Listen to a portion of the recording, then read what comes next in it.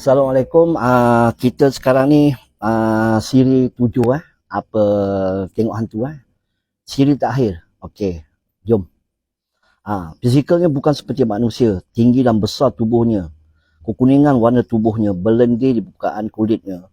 Berkilat pada pandangan aku. Bentuk kepalanya besar seperti kepala kerbau, bertanduk di kepalanya, bercabang dua setiap tanduk. Putih warna tanduknya. Ekornya besar dan panjang meleret ke tanah. Tiada berbulu ekornya.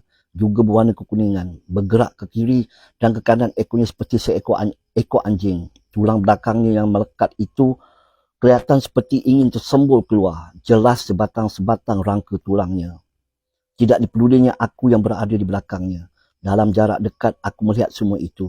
Aku biarkan aku gelakkan ianya binatang. Aku maju lagi. Binatang itu tertunduk-tunduk seperti ingin memasak bangkai burung gagak itu.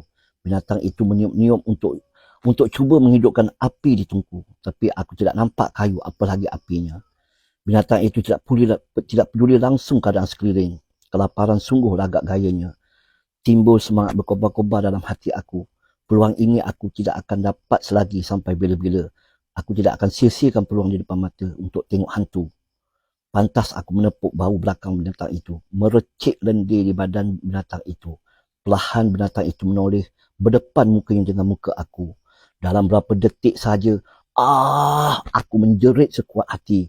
Pantas aku menoleh ke arah lain. Aku tidak kuat untuk merenung muka binatang itu lama-lama, berpeluh dan menggigil seluruh tubuh aku.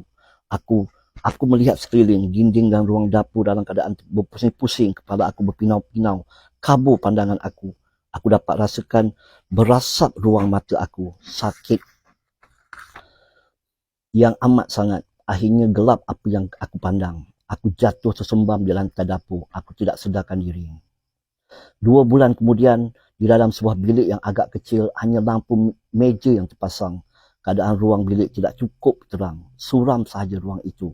Terdampar tubuh seseorang di atas katil bujang. Tubuhnya sangat kurus ataupun terlampau kurus, seperti tidak bertenaga orang itu. Seorang perempuan berusia di sisinya.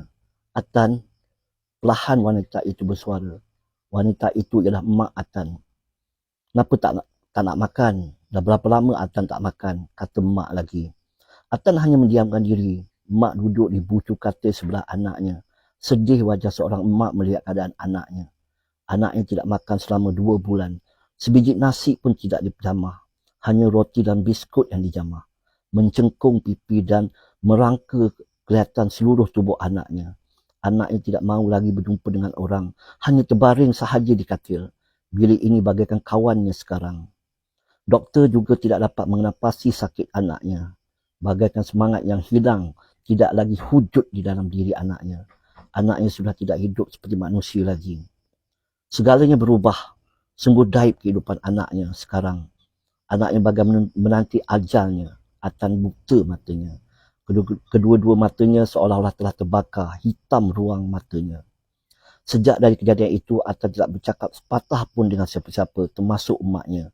Oleh kerana tidak makan berbulan-bulan, tubuh Atan mengering kurus hingga jika Atan bersila, tubuhnya akan jatuh ke kiri atau ke kanan. Itu disebabkan punggungnya tiada berdaging lagi. Hanya tulang semata-mata. Tidak ada siapa yang tahu apa yang Atan nampak pada wajah hantu itu. Bagaimanakah wajah hantu itu? Manusia, ciptaan Allah yang paling sempurna. Fahamkan dan telitikan ayat itu.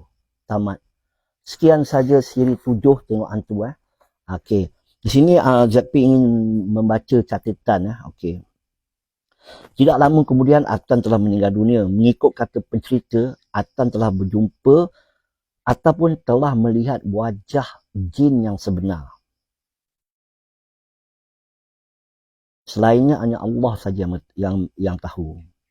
Botak dan Zam telah mengalami gangguan mental gila.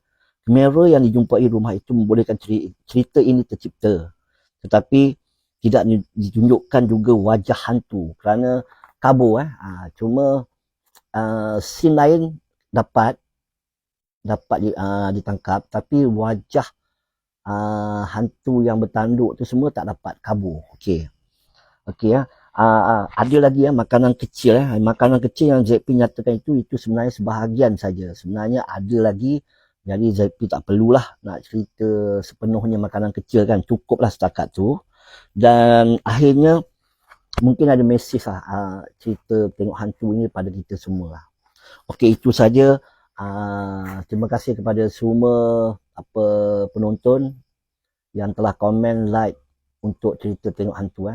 Assalamualaikum. InsyaAllah kita tunggu pada cerita yang terbaru akan datang. Terima kasih. Assalamualaikum.